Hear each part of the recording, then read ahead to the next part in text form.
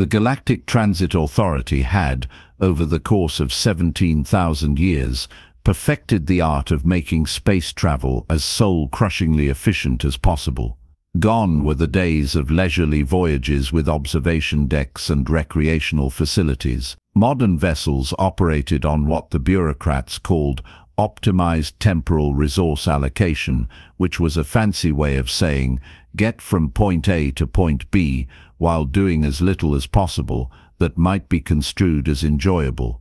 The Celestial Endeavour exemplified this philosophy beautifully. A mid-range transport vessel tasked with ferrying a mixed-species crew to the Deneb outpost, it boasted all the charm of a filing cabinet and roughly the same interior design. The ship's designers had apparently decided that if crew members were comfortable, they weren't being productive enough. Thus, the vessel contained exactly 0 amenities beyond the bare necessities. Bunks that felt like sleeping on compressed regret, a bridge that hummed with the aggressive efficiency of 1,000 blinking displays, and a cargo hold that smelled vaguely of recycled air and broken dreams. Nutrition on these transits had been reduced to its purest, most joyless form, the sustenance cube. These delightful little blocks of compressed nutrients came in exactly one flavor, vaguely food-like, and provided everything a biological organism needed to survive. Not thrive, mind you,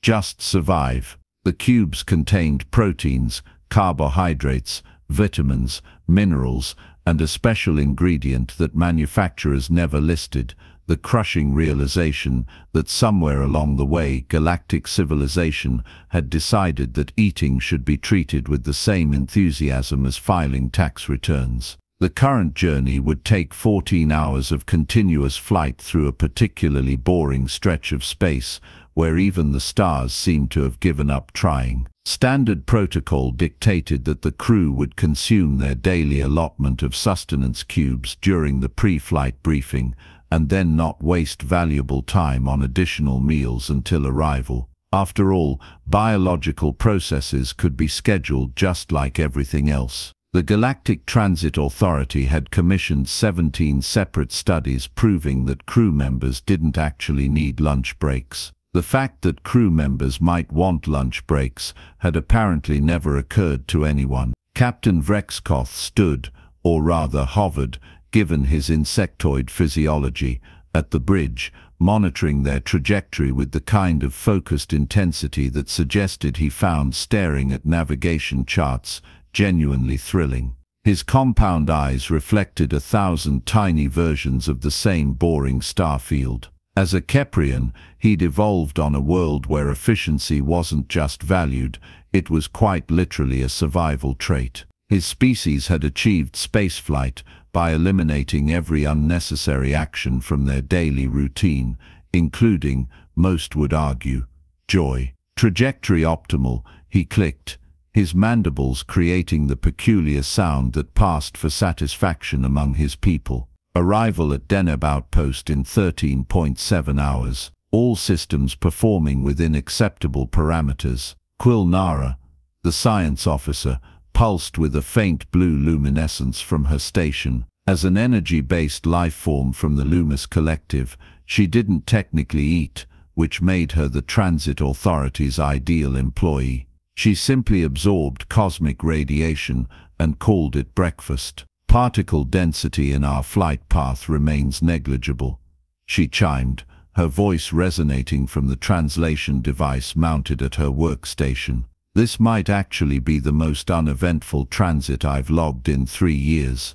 Uneventful is efficient, Vrexkoth replied, which was apparently a compliment in Keprian culture. Down in engineering, Marcus Webb was discovering that human biology had some strongly worded opinions about 14-hour fasts, and those opinions were being expressed via his stomach, which had begun a protest campaign that could only be described as vocal. Marcus had signed on to the Celestial Endeavour 3 months ago, fresh from Earth's newly established interstellar personnel exchange program. The program had been humanity's attempt to prove they could play nicely with the galactic community. So far, Marcus had learned several important things. First, that humans were considered adorably primitive by most species. Second, that his ability to fix things through percussive maintenance was viewed as either genius or insanity, depending on who you asked. And third, that he was apparently the only person on this entire ship who thought skipping lunch was a crime against nature. He stared at the chronometer on his workstation. 11:47 shipboard time. On Earth, this was when civilized people took a break, made themselves a sandwich, maybe heated up some leftovers. His grandmother would have had an absolute fit if she knew he was being expected to work through lunch. She'd raised him with the firm belief that proper meal times were sacred, that food brought people together, and that anyone who treated eating as a mere inconvenience was missing the entire point of being alive. His stomach growled again, this time loud enough that he worried it might trigger the ship's audio sensors. Thum, the navigator, a hulking crystalline being whose body contained more silicon than carbon, rotated one of his forearms in what Marcus had learned was the crystalline equivalent of a shrug. "You are experiencing discomfort." The question resonated from somewhere inside Thum's chest cavity. "I'm hungry," Marcus said, checking the seal on a plasma conduit that definitely didn't need checking. "But we consumed our nutritional allotment at 6 o'clock hours." "Yeah, that was breakfast. It's almost noon. Humans generally eat again around now." Thum's internal structure flickered with what might have been confusion. "How inefficient. Your species requires multiple feeding periods per cycle." "We don't require it so much as we really enjoy it," Marcus replied. "Food isn't just fuel where I come from. It's culture. It's social. It's one of the few genuinely good things about being alive. My family back on Earth, we'd spend hours around the dinner table, not just eating, but talking, laughing, sharing stories. Some of my best memories involve food." The concept appeared to perplex Thum on a fundamental level. His crystalline form shifted through several colors, presumably processing this bizarre information. "The Keprians have a saying, time spent eating is time not spent doing." "Yeah, well, humans have a saying too, eat lunch or be lunch." Different philosophies. What Thum and the rest of the crew didn't know, what Marcus had been very careful not to mention during his onboarding, was that he'd smuggled approximately 15 kilograms of unauthorized organic materials aboard the ship. The Galactic Transit Authority had very strict regulations about bringing unprocessed food items onto registered vessels. Something about contamination risks and inefficient use of cargo space. Marcus had read those regulations carefully, nodded seriously during the briefing, and then promptly ignored them. Hidden in his personal footlocker, beneath regulation uniforms and a collection of technical manuals that he'd never actually read, sat a treasure trove of contraband, a dozen eggs suspended in a preservation gel, cheese, vegetables in stasis pods, bread, butter, and most damning of all, a portable induction heating element that he'd disguised as a backup power calibrator.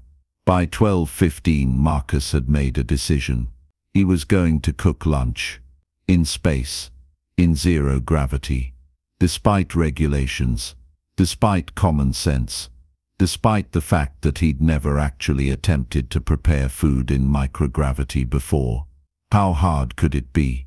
He palmed the lock on his footlocker, glancing over his shoulder to confirm Thum was absorbed in recalibrating the navigation array, a task that would take at least 20 minutes, and all 4 of his arms.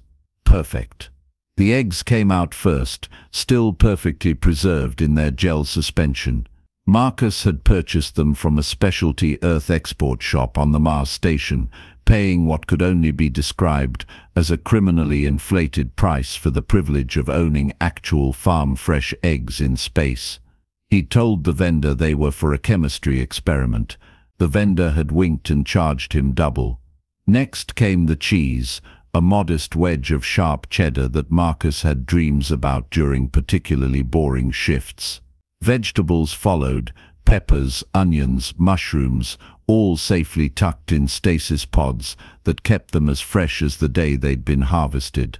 And finally, the heating element, which hummed to life with a soft whir that sounded absolutely nothing like a backup power calibrator. "This is either brilliant or the dumbest thing I've done this month," Marcus muttered, pulling out the small magnetic cooking surface he'd modified to attach to any metal wall panel. He stuck it to the bulkhead beside his workstation, where it clamped on with a satisfying click. The first problem presented itself immediately. How does one crack an egg in zero gravity without creating an escaped yolk catastrophe? Marcus pondered this while holding an egg up to the light. In Earth's gravity, you crack, you pour, done. In microgravity, you crack, and then you have an egg slowly exploding outward in all directions like the world's most disappointing supernova. He needed a container, and a plan, and possibly a blessing from whatever deity watched over idiots who cooked breakfast in space. Rummaging through the engineering supplies, Marcus located a magnetic mixing bowl intended for containing liquid sealants, but it would do. He anchored it to the workspace, then carefully positioned himself with the egg and a utility knife. The trick, he decided, was speed and precision. Crack the shell, get the contents into the bowl before surface tension broke, seal the bowl before anything escaped. Simple. Easy. What could go wrong? The shell cracked beautifully. The egg, sensing freedom, immediately attempted to drift away as a wobbly sphere of protein. Marcus, moving with the quick reflexes that had saved him from countless engineering mishaps, caught the escaping egg in the bowl and slapped a magnetic lid on top. "Hey," he said triumphantly, then realized he still needed to crack 5 more eggs. By the 3rd egg, Marcus had developed a technique. By the 5th, he was practically an expert. By the 6th, he'd gotten cocky and accidentally released a small glob of egg white that drifted past his head like a tiny protein-based satellite. He grabbed it mid-float and stuffed it back in the bowl, looking around to make sure no one had witnessed that. Thum remained absorbed in his navigation work. Good. Chopping vegetables in zero gravity presented its own special challenges. Every slice of pepper wanted to float away. Every diced onion piece became a tiny, tear-inducing missile. Marcus worked slowly, using magnetic containers to catch each ingredient as he prepared it, creating a small constellation of food items that orbited his workspace. He jury-rigged a kind of food preparation station using various pieces of engineering equipment that were definitely not designed for culinary purposes. A parts tray became a cutting board. A magnetic clamp held vegetables in place while he sliced. A plasma containment field, turned down to its lowest setting, kept the smaller pieces from drifting away. The heating element warmed up nicely, its surface reaching the perfect temperature for cooking. Marcus had modified it with a containment field, technically borrowed from a plasma torch, that would keep the food pressed against the hot surface despite the lack of gravity. It was the kind of improvised engineering that would either work perfectly or violate several laws of physics and possibly 1 or 2 safety regulations. He added a small amount of butter to the magnetic pan. It melted, spreading across the surface in a way that defied expectations but somehow worked. The smell hit him immediately, real butter, melting, the aroma of actual food being prepared. It was glorious. It was intoxicating. It reminded him of Sunday mornings at home, his grandmother at the stove, the whole house filled with the scent of breakfast. It was also now spreading through the ship's ventilation system. On the bridge, Quilnara's luminescence flickered unexpectedly. "Captain, I'm detecting an unusual chemical signature in the air circulation system." Vrik's Koth's antenna perked up. "Analysis, organic compounds." heating lipids, vegetable matter undergoing thermal decomposition. Actually, I have no idea what this is. It doesn't match any known ship malfunction. Plix, the medical officer, slithered onto the bridge, his amphibious body leaving a slight moisture trail on the deck. Does anyone else detect that odor? My chemoreceptors are registering something highly unusual. It's organic, complex, and it's making my digestive system behave in ways I don't understand. There's an actual physiological response happening. Increased salivation, heightened sensory alertness. What is causing this? In engineering, Marcus poured the eggs into the pan, watching as they immediately began to cook, held against the surface by his improvised containment field. He added the vegetables, the cheese, and then, using a magnetic spatula he'd fashioned from a spare part, began to fold the mixture into what was shaping up to be a genuinely impressive omelette. The smell intensified. Rich, savory, complex in ways that no sustenance cube could ever hope to achieve. Marcus was too focused on his creation to notice the minor crisis he was causing on the bridge. Location, Vigrichskoth demanded. Engineering section, deck 3. The captain's mandibles clicked together in what might have been alarm. Initiate visual monitoring. On the main display, the bridge crew watched as Marcus Webb, human engineer, performed what appeared to be an elaborate dance with a floating omelette, multiple containers of ingredients, and what was definitely not a backup power calibrator. He moved with surprising grace in the microgravity environment, spinning to catch a wayward mushroom here, adjusting the temperature there, whisking eggs with one hand while stabilizing himself with the other. There was a long silence on the bridge. "Is he cooking?" Quilnara asked, her voice tinged with something that might have been fascination or horror, possibly both. "That appears to be the activity taking place. Yes," Thume's voice crackled over the comm. The navigator had apparently just noticed what his human colleague was doing. "Should I intervene?" Vigrichskoth watched as Marcus successfully flipped the omelette, using a technique that involved releasing it from the magnetic pan, allowing it to rotate in mid-air, and catching it again on the hot surface. It shouldn't have worked. By all rights, it should have resulted in eggs splattered across engineering. Instead, it was actually cooking.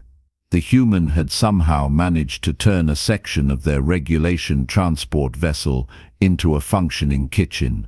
"Negative," the captain said slowly. "I want to see where this goes." Marcus plated his creation, or rather, magnetically secured it to a plate, and stood back to admire his work. A perfect omelette. Golden on the outside, fluffy on the inside, filled with vegetables and melted cheese. It was beautiful. It was impossible. It was lunch. He took a bite, closing his eyes to savor the moment. The taste explosion was everything he'd hoped for and more. Real food. Actual, honest-to-God food that hadn't been compressed into a cube and labeled nutritionally complete. The eggs were rich, the cheese was sharp, the vegetables added texture and freshness. It was the best thing Marcus had tasted in 3 months. It was worth every regulation he'd broken to get here. "Oh my God," he said to the empty room. "I've missed you so much." "Webb." The captain's voice crackled over the intercom, sharp and immediate. "Report to the bridge. Immediately, and bring whatever that is with you."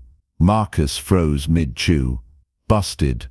He arrived on the bridge 5 minutes later, carrying a tray with 3 additional omelettes he'd quickly prepared. If he was going down for regulatory violations, he figured he might as well go down cooking. Better to be hung for a sheep than a lamb, as his grandmother used to say. The bridge crew stared at him. He stared back, holding the tray of food like a peace offering to potentially hostile aliens. Engineer Webb Vigrichskoth began, his tone impossible to read. "You are aware that unauthorized food preparation is a Class C regulatory violation?" "Yes, sir. And you understand that bringing unprocessed organic materials aboard a registered transit vessel violates Galactic Transit Authority protocols?" "Yes, sir." "And you decided to ignore these regulations because—" Marcus took a breath. "Because I was hungry, sir. And because humans don't really do well on 14-hour fasts.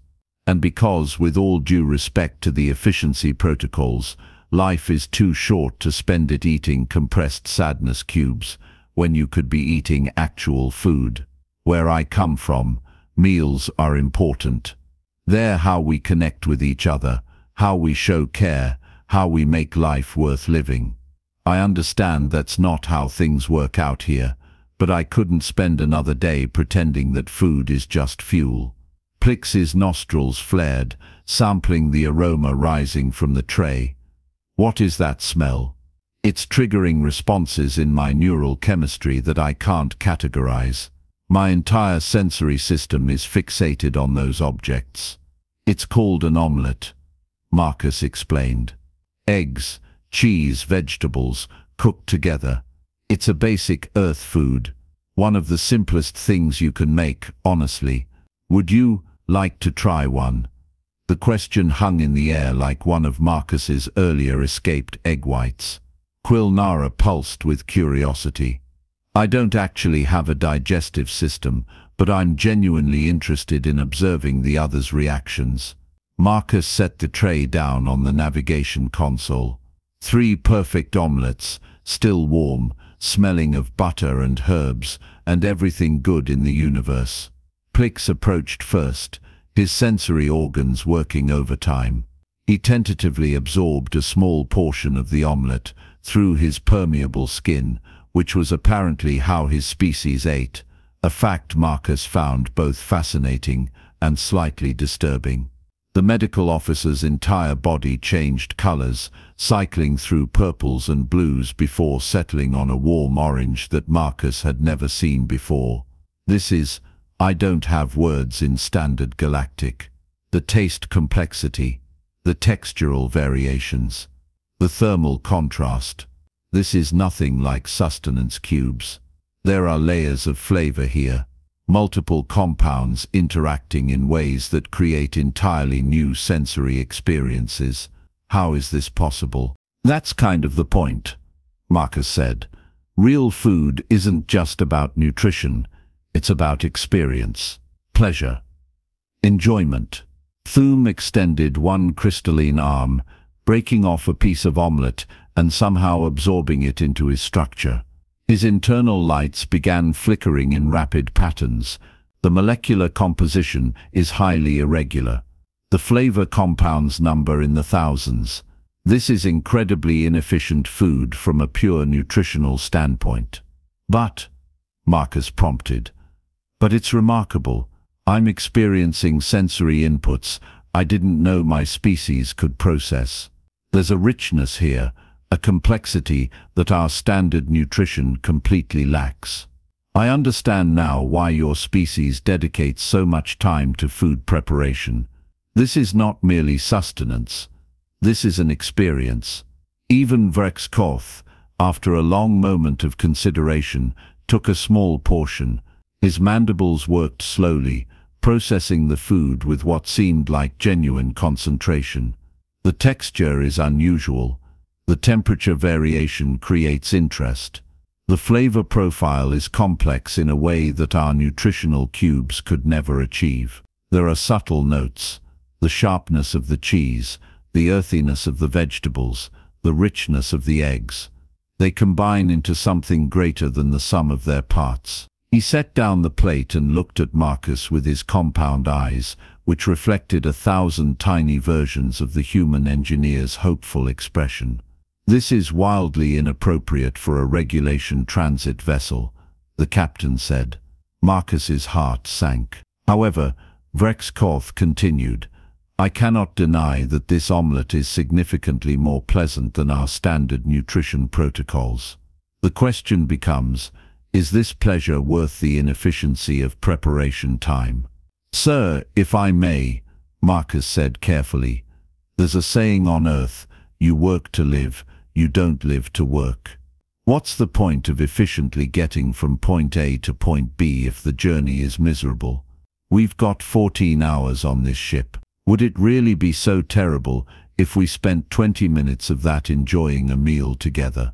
My grandmother used to say that a meal shared is worth twice its weight in gold. She meant that the time we spend together, the connections we make over food, those are what make life meaningful. Quilnara pulsed thoughtfully. He makes a compelling argument. Our efficiency protocols optimize for time, but they don't account for crew morale or psychological well-being. Perhaps the transit authorities' models are missing a variable. Social cohesion, emotional satisfaction, sensory enrichment, these things have value even if they can't be quantified on a transit efficiency report. Plix had finished his portion and was staring at the remaining omelette with obvious longing. From a medical perspective, I should note that the crew's stress hormones have measurably decreased in the last 10 minutes. Endorphin levels are elevated. Neural activity patterns suggest increased contentment and social bonding. That's actually significant. We may have been overlooking an important factor in crew health. Thuum's crystalline structure hummed.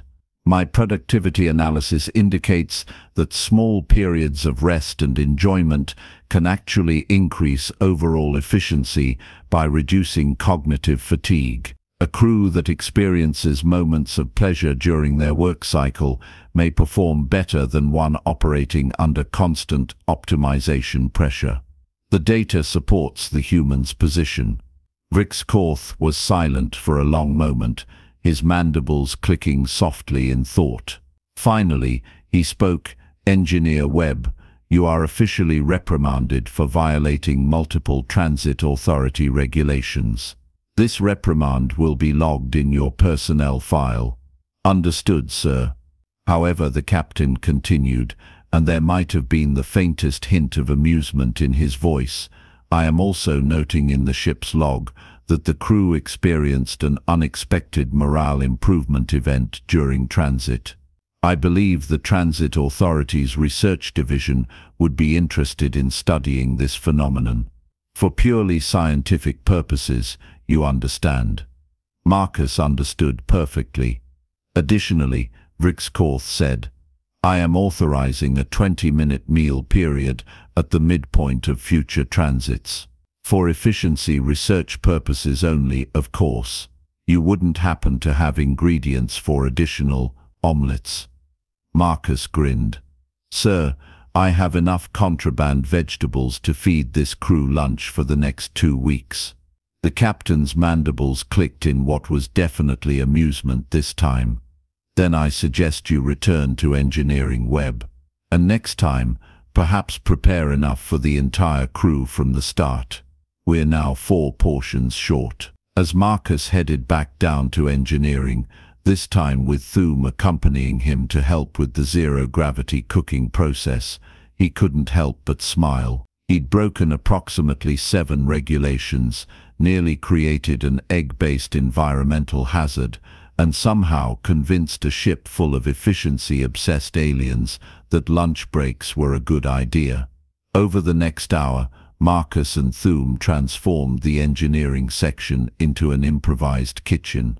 The crystalline navigator proved surprisingly adept at managing multiple floating ingredients simultaneously, his 4 arms a distinct advantage in microgravity cooking.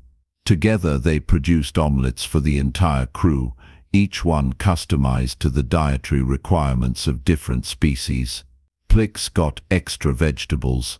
Quilnara got to observe the cooking process up close, her luminescence brightening with what Marcus interpreted as joy. Even Vrixkorth requested a second portion, claiming it was for further analysis. The crew gathered in the common area, a space usually reserved for emergency briefings and little else. They ate together, floating in comfortable clusters, sharing their thoughts on this strange human custom of preparing elaborate meals. The conversation flowed easily, barriers between species falling away as they bonded over shared experience. Somewhere in the Galactic Transit Authority headquarters, 17 studies about optimal crew nutrition were about to become very interesting reading. And somewhere in the cold vastness of space, aboard a regulation transport vessel that was slightly less soul-crushing than it had been 14 hours ago, the smell of cooking omelettes drifted through the ventilation system like a small act of rebellion against the tyranny of efficiency. The Celestial Endeavour arrived at Deneb Outpost exactly on schedule, 13.7 hours after departure. The crew disembarked well-fed, in unusually good spirits, and with a collective understanding that sometimes the most efficient path between 2 points wasn't the best one. Sometimes you needed to stop and cook an omelette, preferably in zero gravity, just to prove you could. Captain Vrexkuth filed his official report, noting the successful transit and adding a small addendum about investigating alternative nutritional protocols for mixed-species crews. The Transit Authority would probably ignore it. They'd definitely ignore the part about the omelettes. But 3 months later, when the updated crew regulations came through, they included a new provision authorized meal preparation periods during transits exceeding 12 hours, subject to proper safety protocols and ingredient screening. The provision was buried in subsection 7 of Appendix 12, written in the driest bureaucratic language imaginable, but it was there. The humans, it turned out, had infected galactic civilization with something far more dangerous than any biological contaminant. They'd introduced the radical notion that maybe, just maybe, efficiency wasn't everything. That pleasure had value.